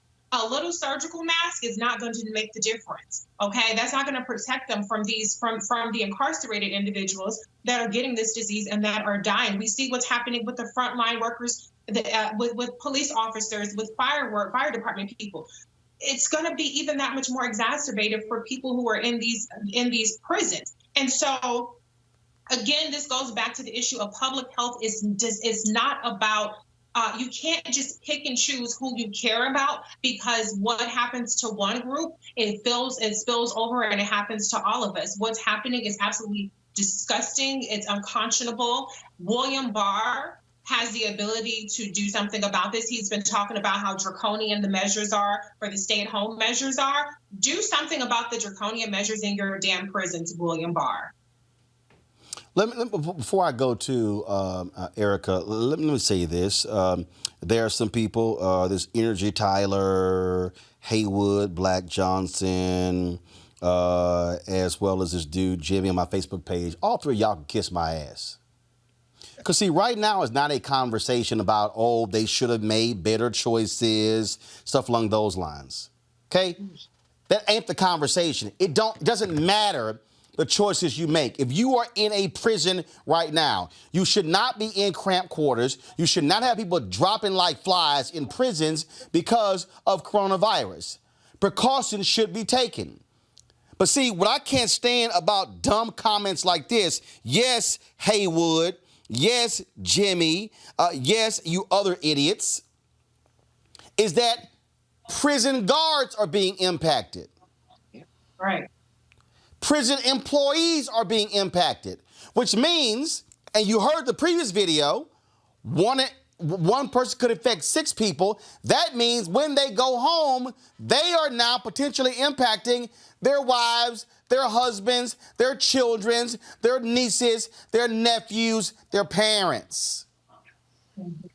And so can we stop with this stupidity of, well, you know, they shouldn't have been there? Well, guess what?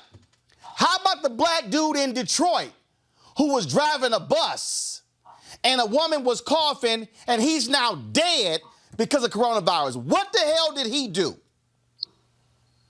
What about the black woman who I just tweeted? I'll pull a story up. The New York Post, 65-year-old black woman showing no symptoms, dead because of coronavirus. What did she do? See, this is the stupidity. So when I hear people say, oh, the health conditions, well, you shouldn't be obese, or you shouldn't have hypertension, or you shouldn't have diabetes, or you shouldn't have this. Well, hell, we shouldn't have had Jim Crow. Come on, brother. Come on, Roland. We shouldn't have had slavery. Come on. We shouldn't have the new Jim Crow. Come on, brother. I mean, we can go down the line. We shouldn't have economic barriers that keep black folks from having platinum health care plans. If y'all really want to go down that path. Erica, your comment on this.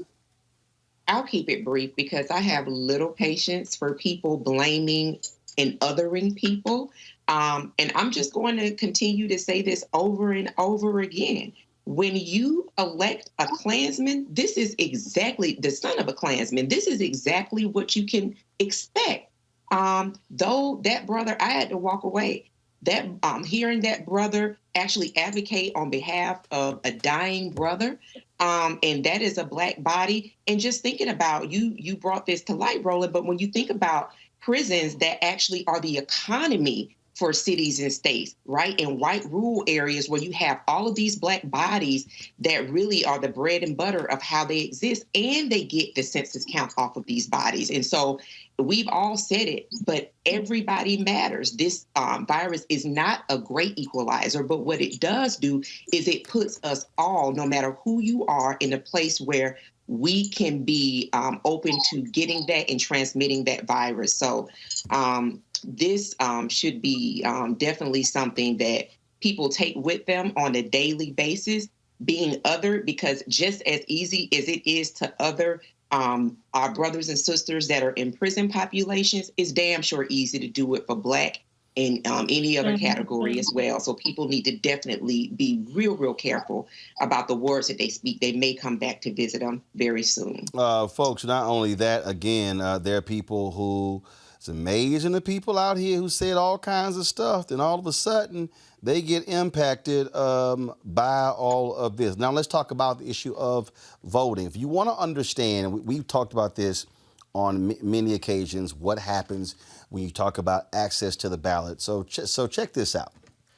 This is a tweet, the orange one sent out this morning after watching Fox and Friends. Republicans should fight very hard when it comes to statewide mail-in voting. Democrats are clamoring for it. Tremendous potential for voter fraud, and for whatever reason, doesn't work out well for Republicans. The reality is they are just saying publicly what we've always known. Yeah. Now, remember, folks, in the CARES Act, $400 million in emergency funding was put in there to help states prepare for their elections for the COVID-19 pandemic. Joining us right now is William Roberts, Managing Director of Democracy and Government Reform, the Center for American Progress. William, glad to have you on the show. I mean, here's what we're really dealing with. What we're dealing with, Republican Party that desperately wants to shrink the populace. Mm-hmm. If they can shrink Black people and young people and brown people, also knock out some of the older voters, they're saying we could win these elections. That's what's going on here. No, absolutely. I mean, once again, the president and, his acolytes are saying the quiet part out loud, right? Which is that the way to be super disenfranchisers and to steal another election is to make sure that people don't have access to the ballot during this pandemic. And, you started out with what was in the CARES Act, that $400 million is going to go down to states who have the option to start to do something right, to turn this around, but they need more money. We're estimating that states are going to need around $4 billion actually to put into place things like expanded vote by mail, and also to have some in-person voting, which is necessary for communities of color, for people with disabilities, and for folks who do same-day registration. So we got to have a balance here. But make no mistake, they are coming for people's votes in 2020. And the reality is, you saw what happened in Wisconsin. They want that kind of crap. They want people scared. We don't even know. I mean, we know already. And here's why they did that. They saw those early states. They saw the dramatic voting numbers in South Carolina, the dramatic voting numbers that were in Super Tuesday states. They saw what those numbers were, and they said, "Oh, no. We need," because they were all focused on that Supreme Court seat in Wisconsin. That's why they said, "No, we're going to go forward with this." I keep telling Democrats, liberals, progressives, whatever the hell you want to call yourselves. The Republican Party does not care about fairness. They don't care about what's morally right. They do not care. They only want to win. So, William, how do we counter thuggery? Michelle Obama said, when they go low, we go high. I'm sorry. When somebody want to scrap, you got to scrap.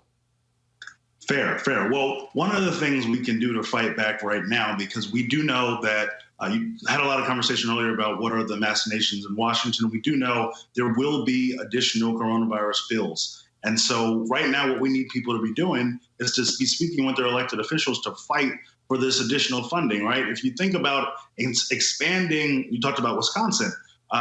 Wisconsin was a perfect storm of the governor trying to do the right thing and figure out how to protect people, but also protect the vote. And as you said, Republicans, not only in the legislature, but the Supreme Court, being more worried about the balance of power with that Supreme Court seat. So what we need is an influx of these funds to states to be able to expand mail-in ballots, as I said, also provide people protection, right? Protection at the polls, because the reality is, in our communities and many others, there are folks that are going to want to go out and exercise their right to vote in person. And so we've got to make sure that there's a way for them to do that safely. But we really, really need, I mean, it's 2020. We need to expand the way that people can vote. We're talking drive-up voting, and also expand the way people that can register, because we're concerned also about people not being able to do same-day registration with these rules changing. And so you can look at states that do voter registration online. But this really has to be strategic for folks between now and November, because you have to understand, as you said, that Donald Trump and his folks in Congress and around the country have, again, said the quiet part out loud. They've said, oh, if we expand people's access to the ballot, we might lose. And so while we're out here trying to protect people's health and safety, which is a paramount concern, we've also got to be out here fighting for our democracy. There's so many things going on right now, you know, with Trump firing the inspectors general and all kinds of things. I mean, this is really a fight. People say it all the time, and it's trite. It's a fight for the soul of our democracy. This is a real fight for the soul of our democracy. And if people don't understand what's at stake for 2020, then we're going to be in trouble. So one of the things we could do is to have people press their members of Congress to put some additional funds in. Again, billions of dollars are needed for states to start to implement this stuff. Obviously, that is important. You talk about, you know, obviously putting pressure on these elected officials as well. But I'll also say, at the end of the day, you counter this, even with every single thing they want to put in the way. Here's the deal: absentee balloting exists right now. Mm-hmm. And so if you're scared about going out and vote, give people an understanding. Now, some states are different, okay? In Texas, I can just request an absentee ballot. I get an absentee ballot. What are some of the more treacherous places that make it difficult to get an absentee ballot, and some of the hoops you got to jump through? And sense of who those states are? So there are some states that do have what you call no excuse absentee ballot, right? Which you said you can just go out, say for whatever reason you need a ballot. You don't have to give them a reason. It's no excuse. But there are other states that do make you give an excuse or make you prove certain things. And so my colleague Danielle Root actually wrote a great report that came out that sort of lays out a host of these issues, including, you know, which states are good on this stuff, which states aren't. And so one of the things that we're working on in CAP and along with our coalitions is talking to states and state legislatures to say, when, you know, this when the initial shutdown from coronavirus is over and state legislatures are able to go back and do some additional business, we really need states to be able to do those kind of things and open up access to no excuse absentee voting, because you're absolutely correct. That's another way for people to be able to exercise their right to vote right now. A question for anyone of my panelists, Erica, Reese, or Greg? Yeah, I have a question. Oh, go ahead. Reese, then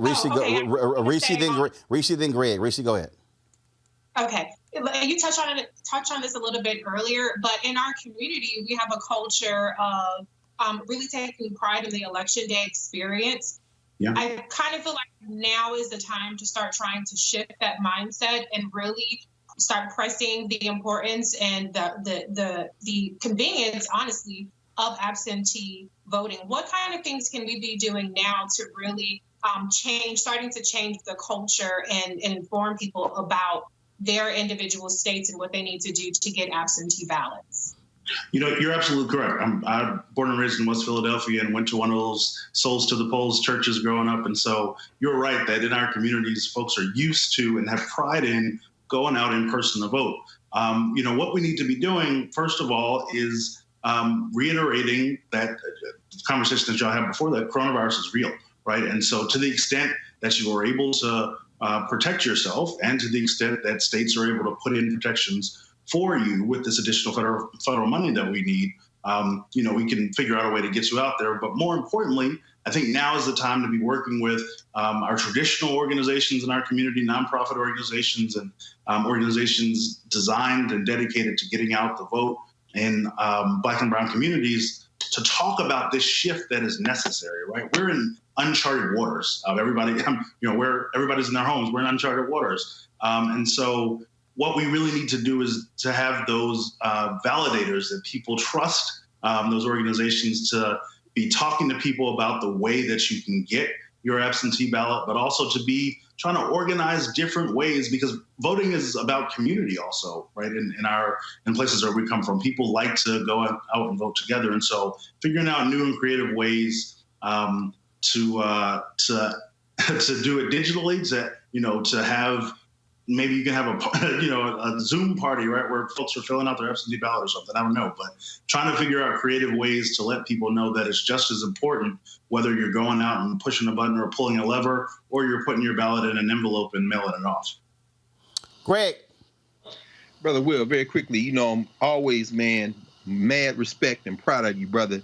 I'm glad you mentioned the coalition that you all are working with. I'm thinking about the fact that we know they're going to steal the election. They're going to try. We know we're going to fight like hell, and we may not get any more money. What, in terms of on-the-ground practices, can we engage in? It's kind of along the lines of what Reese said, but I guess I'm asking not only what can we do on the ground, but how can we take a different attitude toward fighting these folks? I'm talking about people now who may go to early voting and find their names are not on the roll, for example. I mean, where does that bring the lawyers in the coalition in to begin to challenge that? I'm thinking about people who will request the absentee ballot and not know if it's counted. I mean, what's the attitudinal shift we need to engage in at this point, so that we're no longer saying this is necessarily a fight for the soul of our democracy, because this place has never had a soul, but rather saying, you're going to fight dirty, so we're going to come over here. And Roland says this all the time. I'll end with this, with the question. He says, every year you should re-register to vote as if you're not on the roll. Should we now begin to take almost the kind of military attitude toward the vote and exercising it? Well, always good to see you, Doc. One of my favorite professors from Howard, folks who don't know. But I think you're right. I think this is about a posture shift for the average everyday voter, and for those organizations that we count on to do voter protection and those kind of things. And I really think even now, I think people need to be preparing, especially in states that we know that have a history, right, of having these owners voter ID laws and other hoops and, trickery, which we know are just modern day poll taxes.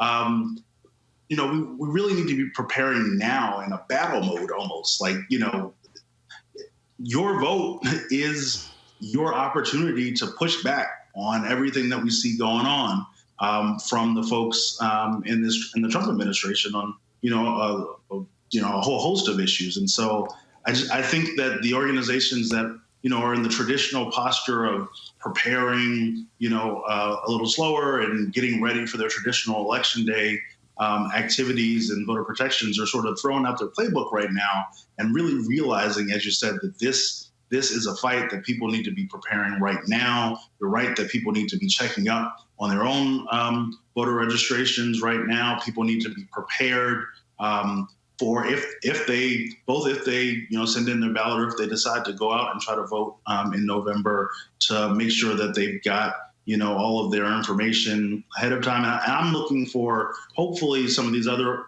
organizations that have, deeper pockets and other resources to be helping out in states, for instance, in Florida, where, there's court cases back and forth about whether or not Governor DeSantis's order, which is essentially a poll tax about the previously incarcerated folks, goes through, right? We need folks with resources to say, okay, if you're going to throw up these roadblocks, we're going to throw down some resources to help people overcome them, right? So I'm going to put in some money in these states to make sure you get your ID, and I'm going to make sure that you're able to get out and vote, or that we track, that when you sent in your absentee ballot and checking to make sure it's in, those kind of things. But you're right, it's a completely different posture for November, and it starts now. All right, William Roberts, Managing Director of Democracy, Government Reform, the Center for American Progress. We appreciate it. Thanks a lot. Thanks for having me. All right, folks. I want to play this video real quick. The folks at Meharry Medical School actually put out this video talking about COVID-19. Some really great information. And so you don't have it, guys. You should see it. It's connected. Yeah, and I'm about to play it. All right, so here we go.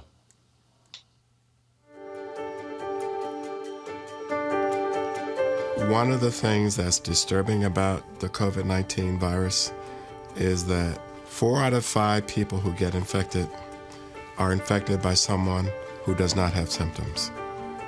People who study virus spread assign them what are called basic reproductive numbers. COVID has a value of about 4, which means that for every person who's infected, on average, up to 4 people might become infected by the person who's transmitting the virus.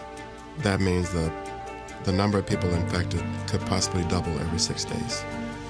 And if you do the math, that would mean that a single person, after 60 days, could be responsible for 1 million infections. So this is serious.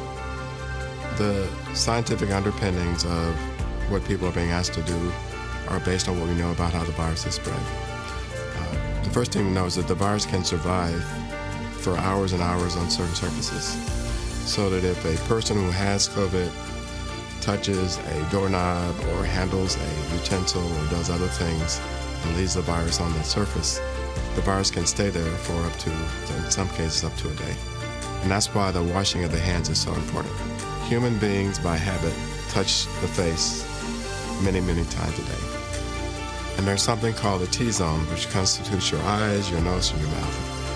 Most of our skin is keratinized, which means that viruses cannot infect them because they're essentially not living. But your eyes, nose, and mouth have mucous membranes, and those cells are perfectly happy to accept viruses, become infected by them. Coronaviruses are indigenous to bats, and because of the genetic differences between humans and bats, those viruses don't normally infect humans. They require an intermediate host. So what happens is the coronavirus infects another animal, adapts to growing in mammals, and then it's able to infect humans. For SARS, it was cats. For MERS, it was camels. And for this virus, we don't know what the intermediate is, but the main point is that unlike those other viruses, this virus has adapted to be able to be transmitted from humans to humans. In the case of COVID-19, we are in fact the vectors because we're transmitting the viruses to each other. So the goal is to eliminate the vectors, and that means that we have to protect ourselves, and by doing that, we protect everybody else. So don't be the vector. Really, by doing what we're doing, social distancing and not being vectors, we're actually protecting a large segment of our society. So each one of us can play a big role in saving lives. By taking care of ourselves, we're actually taking care of each other. And that's what this is really all about. All right. Well, surely appreciate the folks at Meharry for that video. Remember we showed you the video of the Italian mayors going off, cussing folks out, trying to get their attention when it comes to coronavirus?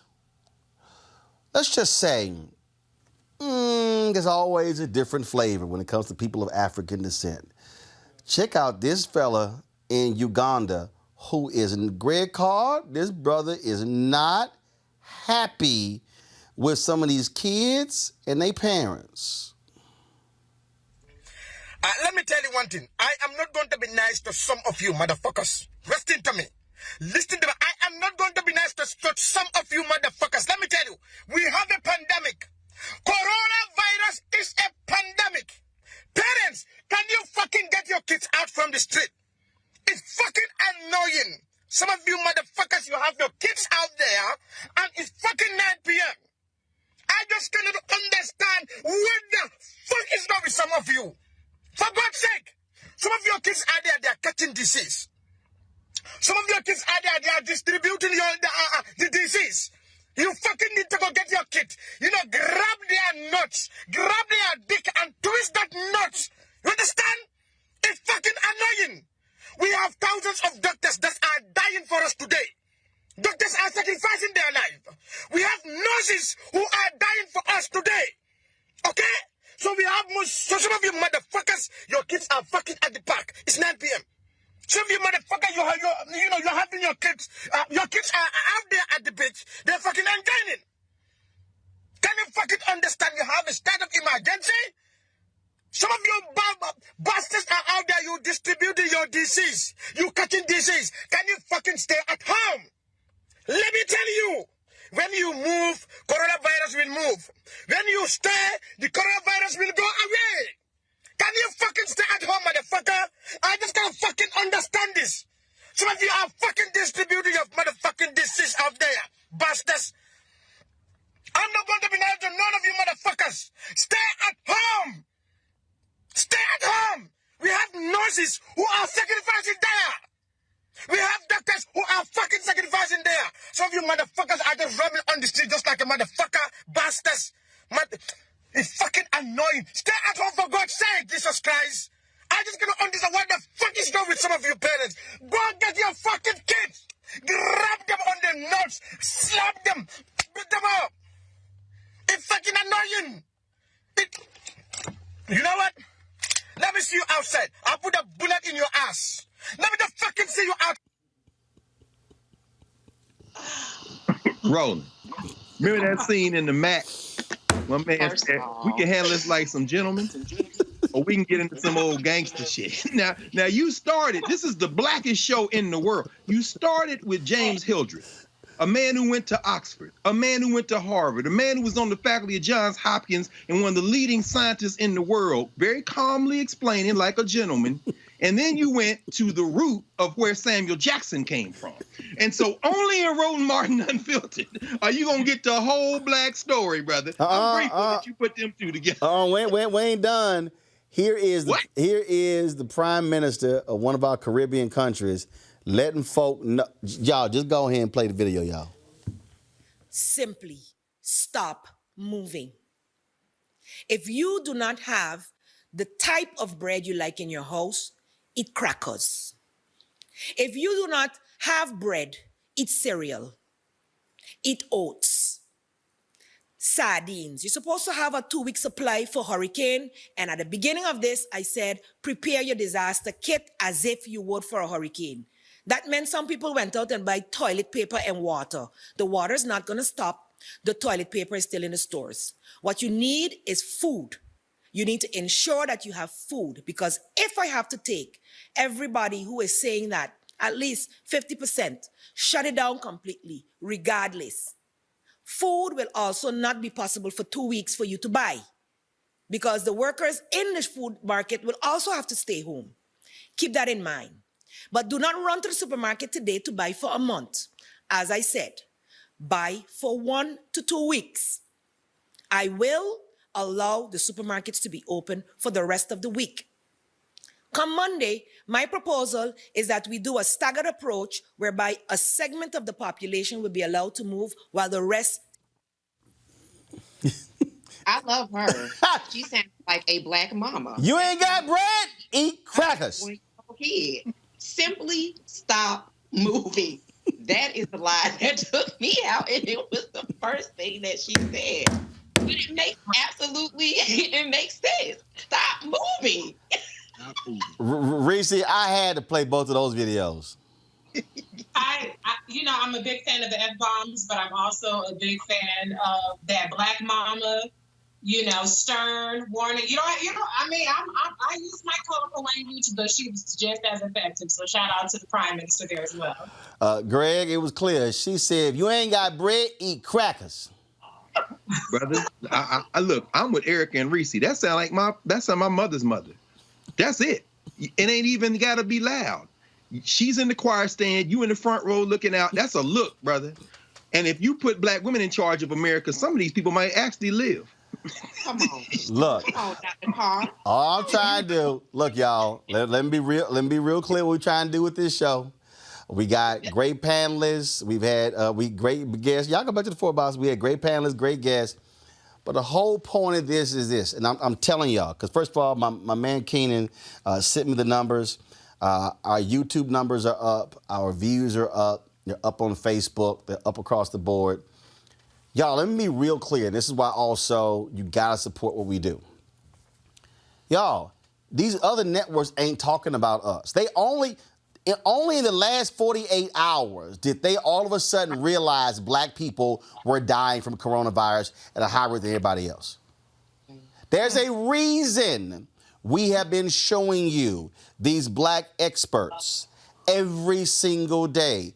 Black doctors, black microbiologists, black health experts, black economic experts, black voting experts. So, and let me tell y'all something, they ain't hard to find. So when you watch the CNN, MSNBC, and Fox News, and all the rest of them, you swear we don't even exist. But we need to have our black experts talking to black people. That's why this is important. That's why we've got to be filling out our census. That's why we've got to be, as Greg said, I don't care if y'all, I fill out a voter card every year. Y'all asses ain't saying I moved. Right. Nope. You ain't saying ain't happening. I'm going to beat you at your own system. Okay? Mm-hmm. That's why this show matters. We put up our Cash App number. And y'all, I'm telling you, look, I'm just going to be as real, clear, and transparent as possible. Radio One, Urban One, the parent company of Radio One, the parent company of TV One, parent company of Interactive One. I was at TV One for 13 years. I was at Tom Joyner Morning Show, Reach Media, for 11 years. 2 days ago, they laid off 400 people. 400 people. So in all these places, you're not getting the Cleveland Plain dealers gutted that joint. All these media people.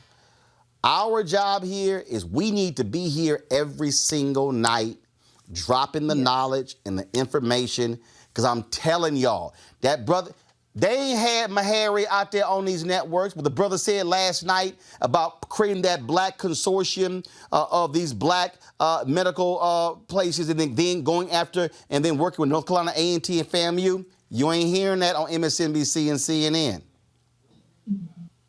This is about us having a place in the platform that's speaking to our issues, our concerns. And y'all, we've had 5 CBC members this week. I guarantee you ain't seen 5 on the other networks. So go to our Cash App, $RM Unfiltered, paypal.me/R Martin Unfiltered. Y'all, we're going to be here every day giving the information. It's 1,400 of y'all watching on YouTube right now. Y'all can give right there on YouTube. You can do any of that because here's what I'm not trying to do. I just got to be real honest. I'm not trying to lay off any of my people. Y'all, we only have a staff of 7 people. We do all of this with 7 people. And we're trying to sit here and keep giving y'all the best information that we possibly can every single day. And so please support what we do. Our goal, I told you, is by the end of the year, 20,000 fan clubs. Here's a piece. That's $400 a month. If I can get 400 people in a month of April, we meet our goal. That's our goal. Our goal is to get 40 people to give $50 each, and that covers you for the rest of the year. You can pay monthly. You can pay for the whole year. But we've got to have black platforms that we support that are speaking to our issues, that are showcasing our black experts. Greg Carr, Reese, Erica, I appreciate it. Thanks a bunch. Want to thank all the guests we had today. Y'all, I'm telling you, you don't see all that with the rest of those networks. And let me also say it, ain't no other black media outlet doing what we're doing.